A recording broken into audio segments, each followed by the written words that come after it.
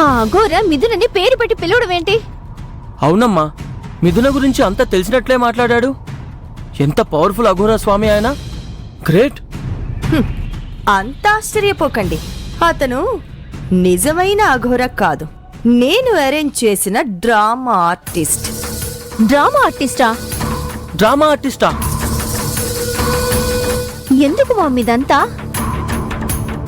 ఎందుకంటే ఆరాధ్య కోసం మిథున చేసే పూజ అర్ధాంతరంగా ఆగిపోతే దాని పరిణామాలు ఎలా ఉంటాయో అందరికీ తెలియాలి. రే కార్తికేయ, కెమికల్ తెచ్చావు కదా? ఇదిగో అమ్మా, తెచ్చాను. మిథున పసుపు నీళ్లతో స్నానం చేసి పూజ ప్రారంభించాలి కాబట్టి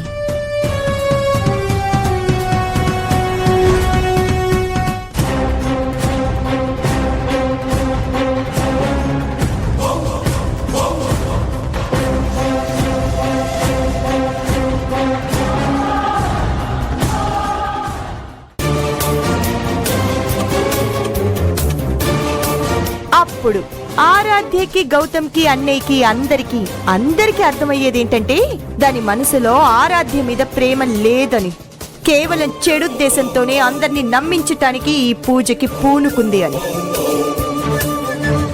అప్పుడు ఆదిలోనే ఆ పూజ ఆగిపోతుంది. ఆ అఘోరా చెప్పినట్టు కుటుంబం ఏమైపోతుందో అని అందరికీ ఒక భయం అనేది మొదలవుతుంది. ఇది నా ప్లాన్. ఎక్సలెంట్ అమ్మా.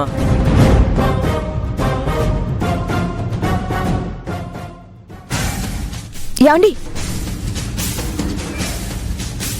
ఏంటండి ఇక్కడికి తీసుకొచ్చారు?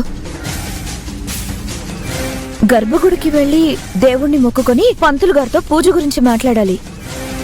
మిథున, ఇప్పుడు పూజ అవసరమా?